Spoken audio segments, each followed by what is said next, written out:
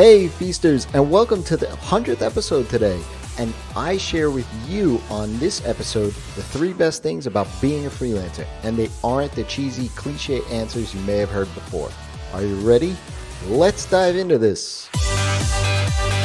Welcome to the Ask Rezzz podcast. I'm Jason, and I'm here to help you get past those bumps in the road, those struggles, those things that hold you back from building an amazing and profitable freelance business each and every single day. And today's question is, what is the best thing about being a freelancer?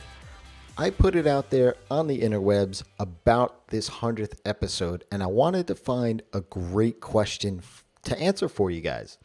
And I thank you for everyone who responded to this, and you know I'll answer them all. But today's question comes from Cameron inside of the Sustainable Freelancer Facebook group. If you haven't checked that out, go ahead, just go to Facebook and search for Sustainable Freelancer, and you'll find it.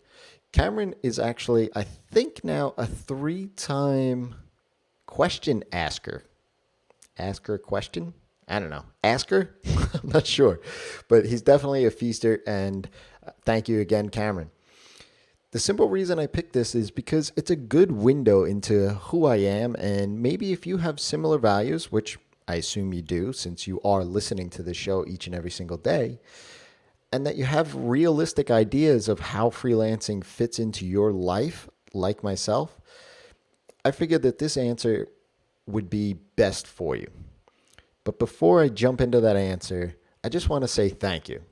When I started this show, it was a bit of an experiment, and I only gave it 30 days to see if it had any sort of legs. But because of you, I've seen this podcast grow and grow and grow over the past 100 episodes, and that's why I'm still here answering questions today. So thank you very much for your time each and every single day. I don't take it for granted. I'm humbled every time I see a download come through. And if there's anything that I can help answer by you asking it, that's what I want to do each and every single day. So I appreciate your earbuds, your ear holes, and listening to me spout things each and every single day, and all your support and the sharing as well. With that being said, you ready? I did say let's dive into this about 2 minutes ago. Well, so like I said, I put this out on the web, and I had to think about this one for a few days because I could have said the standard cheesy responses like, I get to be my own boss, I get to work from home, from my pajamas, I don't have to sit in traffic for hours on end, and things like I can go to the beach every single day. And while all those things may be true, and they are true to an extent, I want to share with you my top 3 things. And these 3 things are maybe things that you could expect from me, but may have not actually heard me talk about too much. So let's make this a true countdown and start with number 3. It allows me the freedom and flexibility to explore and learn. When sitting in a cube at a full-time job, I was essentially forced into doing whatever my boss would tell me to do. I couldn't explore other creative outlets, try new strategies or new technologies, or even be myself at times.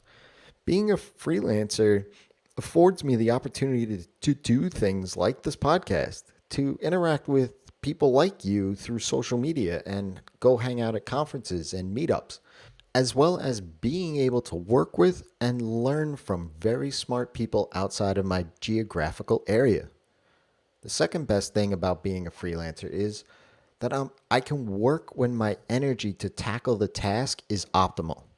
I'm a big fan of working when it's best for you. There are mundane tasks that, essentially are just clicking around a screen and can be done when your energy levels, your mindset is very, very low. So for me, this is oftentimes at the end of the day or the week. But there are tasks that do require deep work and high concentration and require a ton of mental energy. So that, for me, is how I structure my day around my energy levels. I'm not a morning person, and my wife will attest to this, but I know my focus and brain power is at its best when I wake up. Makes sense, right? So I do all of my deep work in the morning, my most important tasks. and then I do the administrative tasks and low energy tasks at the end of each day. I apply this to my week as well. Mondays, I don't even take any phone calls or do any of those administrative tasks, just so that I know I can start the week off getting a ton of good work done. Fridays is often my day of calls. I always schedule out my calls and make myself available to my clients, but scheduling allows me to set the window of times when I know that I'm not in the middle of that deep concentration work. And finally, the best thing about being a freelancer, which you could probably figure out if you've followed me for more than a day at this point, is I'm in business to be with my family.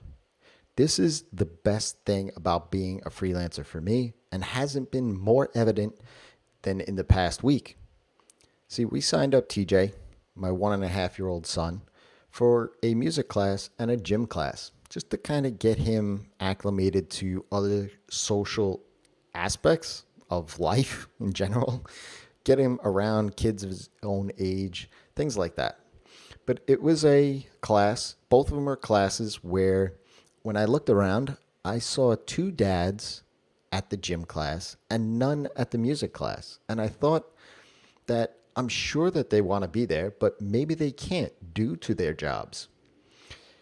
I actually felt a bit sorry for them in that because, well, seeing TJ interact with other people and other kids, seeing him learn and explore things for the very first time, especially those things that as adults we just take for granted, is honestly the best feeling I think I have ever had as a human being. If you're a parent, you may know that feeling that I'm talking about. It's something that's really hard for me to put into words.